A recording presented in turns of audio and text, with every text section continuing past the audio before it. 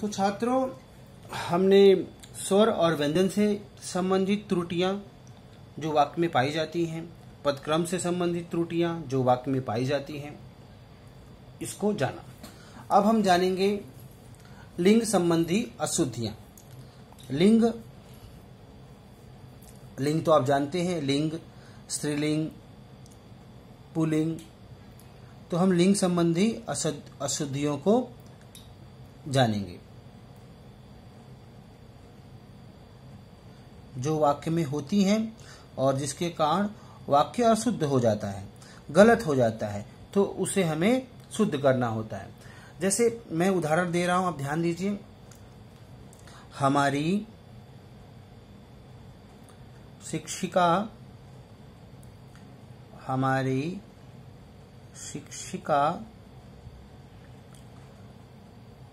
विद्वान है। ठीक है। अब वाक्य को देखिए ध्यान से। हमारी शिक्षिका विद्वान है, पर यहां विद्वान शब्द गलत है। आप सोच रहे हो गलत कैसे हो सकता है? तो मैं बताऊं छात्रों, शिक्षिका विदुषी होती है और मेल के लिए विद्वान शब्द लिखा जाता है और फीमेल के लिए विदुषी शब्द लिखा जाता है। तो यहाँ क्या आएगा? हमारी शिक्षिका विदुषी है। विदुषी, षटकोण वाला श है। दूसरा उदाहरण मैं आपके सामने देने जा रहा हूं।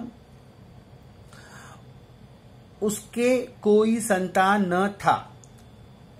उसके कोई संतान न था।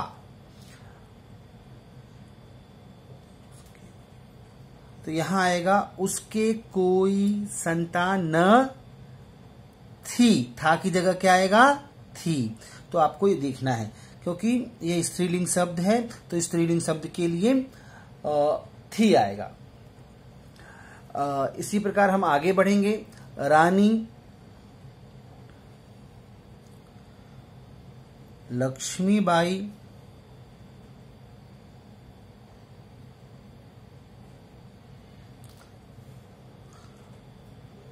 वीर थी। अब यहां वीर शब्द को ध्यान से देखिए। यहां जो वीर शब्द है पुरुष के लिए आता है, न कि स्त्री के लिए। यहां रानी स्त्री है, तो यहां क्या आएगा? वीर की जगह वीरांगना। तो फिर ध्यान से देखिए, मैं सभी उदाहरणों को थोड़ा एक बार फिर से समझाऊंगा।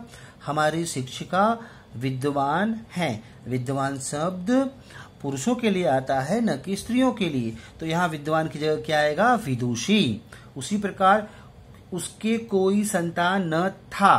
तो संतान स्त्रीलिंग शब्द है, तो यहाँ क्या आएगा? थी। तो जो स्त्रीलिंग के लिए क्रिया भी स्त्रीलिंग होगी। उसी प्रकार रानी लक्ष्मीबाई वीर थी। यहाँ रानी लक्ष्मीबाई एक फीमेल है, एक स्त्री है, तो उसके लिए वीर शब्द स्त्रियों के लिए नहीं प्रयोग में आता, या पुरुषों के लिए प्रयोग में आता है। तो यहाँ वाक्य इस प्रकार बनेगा, रानी लक्ष्मीबाई वीरांगना थी। और मैं कुछ उदाहरण दूंगा, जरा उसे अभी आप ध्यान से देखिए। तो इस प्रकार लिंग संबंधी अशुद्धियां होती हैं जो हम समझ नहीं पाते और हमें लगता है पूरी तरह वाक्य सही है।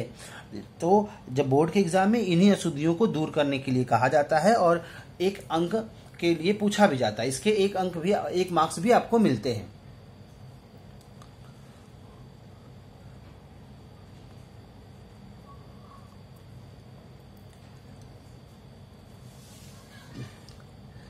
माँ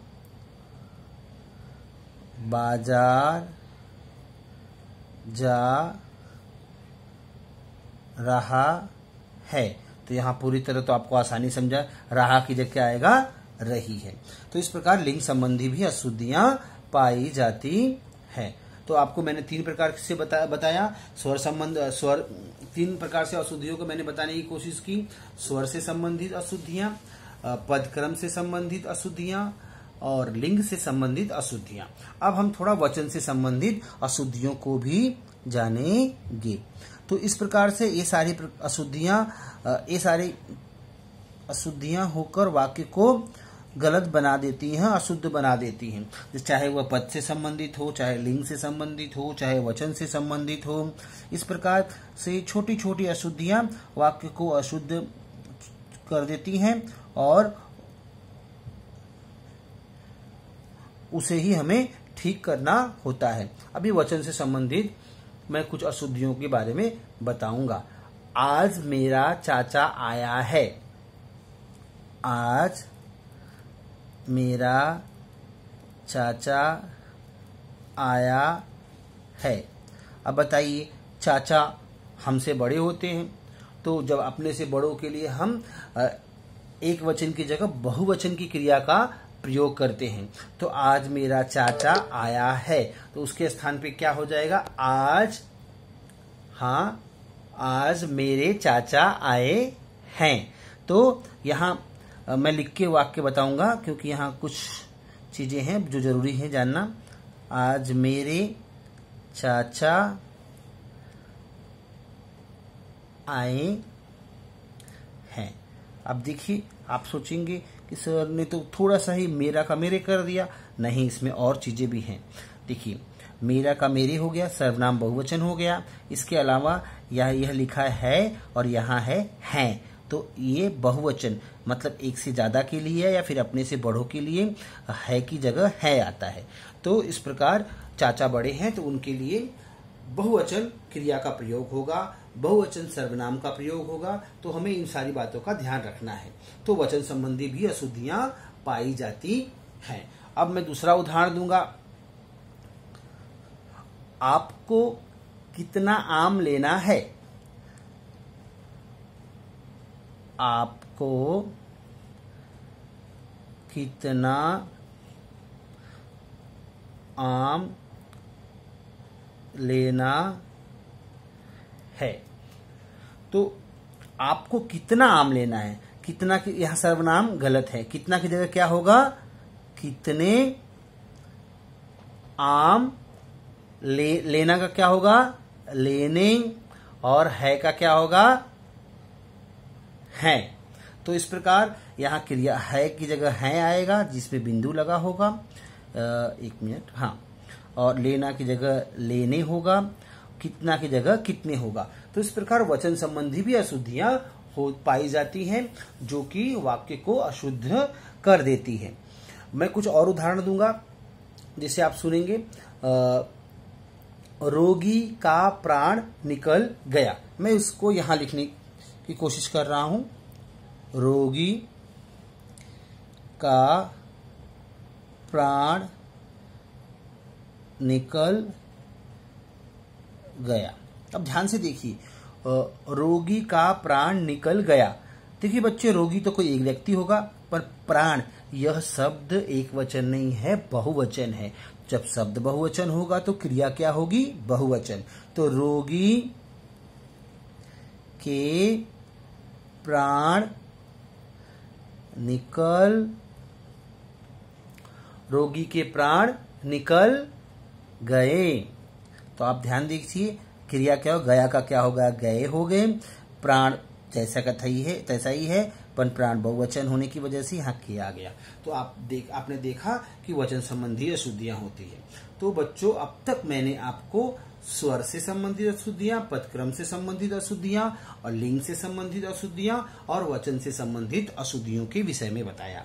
इन्हीं अशुद्धियों के आधार, इन्हीं बिंदुओं के आधार पर वाक्य में अशुद्धियां कर दी जाती हैं या हो जाती हैं, और जिसे आपको बोर्ड के एग्जाम में शुद्ध करने के लिए कहा जाता है।